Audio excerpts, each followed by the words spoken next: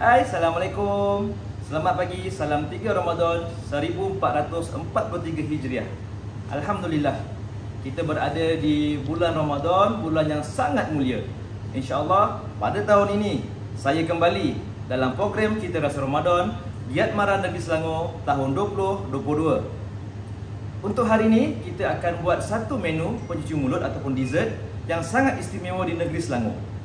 Okay. Sebab apa saya cakap yang istimewa dalam Negeri Selangor? Ianya berasal daripada Banjar, ya, yang diberi nama Wadai Kiping. Agak terkelu sikit nak sebut, tapi insya-Allah bila dah terhasilnya produk ni, tuan-puan pasti akan mengalir air liur. Tahan. Ya Allah, sedapnya cuci mulut ni. Betul ke tidak? Nanti kita tengok. Okey, bismillahirrahmanirrahim. Allahumma shalli ala sayyidina Muhammad. Allahumma shalli ala sayyidina Muhammad. Jom kita mulakan daripada bahan-bahan yang kita akan gunakan untuk pembuatan wadai kiping. Okey, pertama sekali kita akan menggunakan tepung pulut, sedikit garam dan air. Okey, untuk bahan-bahan ini adalah bahan untuk kita membuat dough ataupun wadai kiping itu sendiri. Okey, seterusnya untuk bahan kuah. Okey, kita menggunakan gula kester, gula merah, air, 2 helai daun pandan, sedikit garam dan santan kotak. Okey. Untuk yang pertamanya sekali, kita akan membuat dough terlebih dahulu. Okey, untuk cara penyediaannya, kita masukkan tepung pulut semua sekali, ya. Lepas tu kita ambil secubit garam bagi penambah rasa. Dan kita gaulkan bersama-sama dengan air, tapi kita kena masukkan sedikit demi sedikit. Dan kita kacau, kita gaul pakai tangan. Okey. Biar pakai tangan sebab kita biar rasa dia punya tekstur kan. InsyaAllah hygiene, kebersihan memang kita akan menitik beratkan dalam pembuatan semua jenis pembuatan makanan. Okay. Kita perlu kacau dia sehingga dia menjadi dough, dan kita kena tuang air sedikit demi sedikit. Sebab apa sedikit demi sedikit? Kalau boleh kita tak nak dia terlampau cair sangat nanti.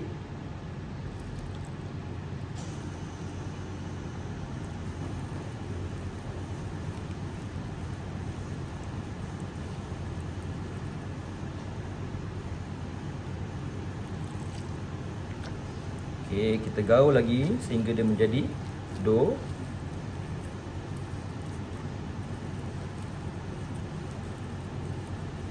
Jangan terlalu banyak sangat air, ya. Sebab dough ni kalau boleh, kalau kita nak dia sedang-sedang elok saja. Okey, dah nampak dah. InsyaAllah. Sekiranya kalau adunan tuan-puan agak cair ataupun terlampau lembut sangat, tuan-puan boleh tambah dengan tepung pulut lagi. Sebab kita kalau boleh tak nak terlampau banyak sangat tepung, sebab takut nanti kita punya adunan akan menjadi keras. Kalau keras, kenyal, nanti bila kita makan tak syahdu. Sebab kata orang-orang tua dululah, kan. Okay, insya-Allah kita yang buat dia. Okey. Nampak kan? Okey, sebab kita sebatikan ataupun kita ambil semua yang tepung-tepung yang ada dekat dalam ceramic bowl ni. Okey. Okey. Nampak tak? Cantik, kilat. Ada setengah orang tanya, kalau tak letak garam boleh ke? Tiada masalah, ikut cita rasa masing-masing. Tapi kalau bagi saya, garam tu orang cakap penambah lemak kan, sedap-sedap. Okey. Dia akan jadi macam ni lah, insya-Allah. Alhamdulillah, ni hasil dia. Campuran tepung pulut, air dan sedikit garam. So lepas ni kita akan bulat-bulatkan dia atau bentukkan dia. Macam mana nak bentukkan dia? Mudah. Okey, kita ambil sedikit. Agak-agak saja, tak perlu nak banyak, tak perlu nak terlampau sedikit. Kita just buat bulat. Ikut pada kita sebenarnya kita nak makan tu macam mana kan. Okey, tekan saja. Okey. So bentuk macam ni, kita just letak terus. Yang penting kita kena alaskan kita punya bekas untuk letakkan dough ni dengan sedikit tepung lah, bagi dia tak nak melekat. Okey, kita sambung lagi, kita ulang step sampailah habis, insya-Allah. Okey, sambil saya buat ni, bolehlah tuan-puan kat sana yang sedang masak tu kan, pergilah balik ke dapur, dan nanti bila saya dah habis ni, kita akan sambung balik, insya-Allah. Kita jumpa lagi. Alhamdulillah, inilah hasilnya ya, dari mana kita boleh pelbagaikan jenis ataupun saiz dia. Ya, kadang-kadang kita tak tahu, ada tu yang nak makan sikit tapi puas, kita buat besar sikit. Kalau agak-agak nak makan banyak berlarutan sampai daripada buka puasa tu sampai ke murid, kita buatlah kecil-kecil ya, insya-Allah tuan-tuan dan puan-puan. Okey, ini dia hasil dia. So selepas ni kita akan pergi ke bahagian kuah, yang mana orang cakap tu kalau ada nyeduh ni, tak ada kuah dia pun tak berapa nak sempurna. So insya-Allah kita akan buat dia punya kuah. So kita akan jumpa lagi depan ni. Kita teruskan kepada bahagian kuah dia. Yang apa yang kita gunakan adalah kita masukkan air.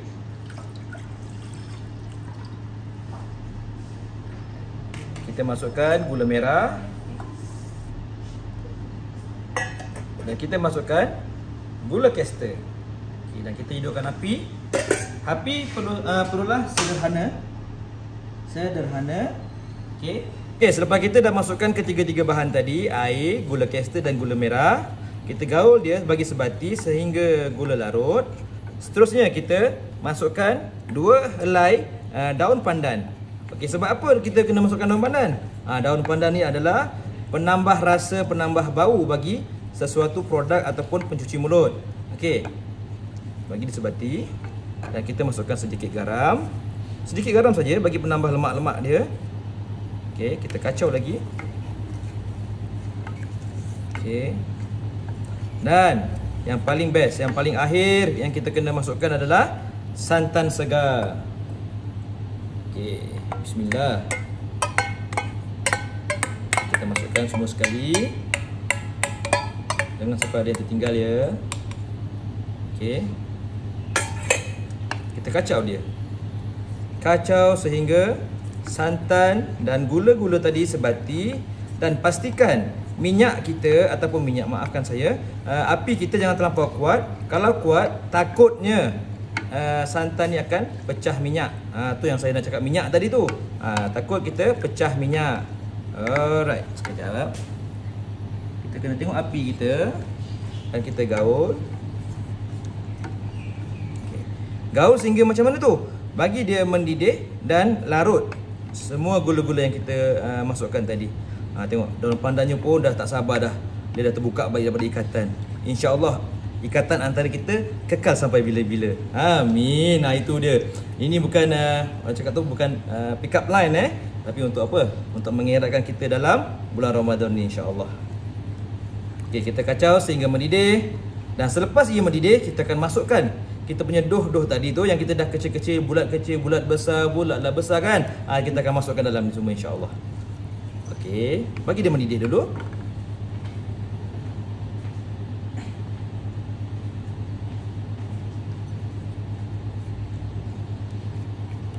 Okey, ada juga setengah orang buat, dia akan rebuskan dulu doh ni, dan barulah dimasukkan dalam adunan gula ni. Tapi kalau untuk saya, kita buat satu kerja saja. Kita masukkan doh yang kita dah siapkan tadi terus ke dalam campuran santan, gula merah, gula caster dengan air ni, insya-Allah. Nampak tak pekat dia macam mana? Pergi ke tak pergi kan? Tapi jangan rasa. Ya, saya tahu kadang-kadang semua orang kalau bulan puasa dia rasa makanan dia menggunakan hujung lidah. Tapi saya tak nak, takut tak cukup hujung lidah, sikit sangat. Saya kena hirup. Kan? Tapi tak apa, insya-Allah kita sama-sama jaga puasa kita. Okey.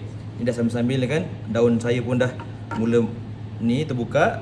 Saya bolehlah masukkan saya punya doh sedikit demi sedikit ataupun satu-satu. Oh, pocut. Tu biasa. Kadang-kadang kita tengah puasa teringin kan, walaupun kita tak dapat rasa, dan dia punya sedapnya lah. Okey. Saya pun nak kurangkan bibil saya nak masukkan doh saya ni sampai habis. Okey. Dalam masa yang sama, dalam masa saya masukkan doh ni, sambil-sambil itu kita kacau. Kita kacau, tak nak bagi orang cakap tu santan tu pecah minyak. Okey. Saya masukkan cepat-cepatlah, insya-Allah. Kan? Okey. Dia memang kita akan rasa lembut dough tu, tapi lama-kelamaan dia akan timbul. Bila dah timbul tu maknanya dah masak lah. Kita dah boleh makan insya-Allah. Tapi tunggulah lepas azan maghrib, bukan asar ataupun bukan zuhur ya. Kena sabar, kena tenang-tenang insya-Allah. Tak apa, kita rendamkan dia dulu. Okey, dalam masa yang sama sambil tuan-tuan puan-puan buat tu tengah menggintil dough ni, bolehlah ajak anak-anak buat sekali kan. Jangan biarkan anak tu main apa? Main phone saja bulan-bulan puasa ni. Kan kita kena banyakkan berzikir, kita tengok balik apa yang mak ayah buat kat luar sana ataupun kat dapur sana kan. Biar anak-anak pun tahu, jangan nak tunggu time dah siap aja baru nak makan. Tak elok macam tu. Ya anak-anak kat luar sana ya, insya-Allah. Tolong mak ayah buat juadah berbuka puasa. Ya.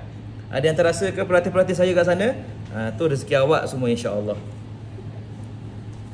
Okey, siap. Bismillah. Okey, alhamdulillah kita tutup api.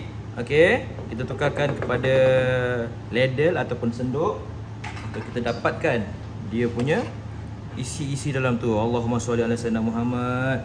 Bila tengah-tengah puasa, tengah-tengah hari dalam berapa sekarang ni? Pukul 12 tengah hari. Tengok. Dia punya kepekatan, santan tu campuran gula Melaka.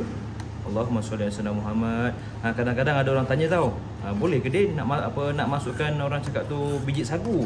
Itu ikut terpulang pada cita rasa masing-masing. Tapi kalau untuk juadah wadai ni, wadai kiping ni, dia hanya ini sahaja yang dia punya bahan-bahan dan tekstur ataupun rupa dessert ni sendiri. Ini nama kita panggil hot dessert ataupun dessert panas.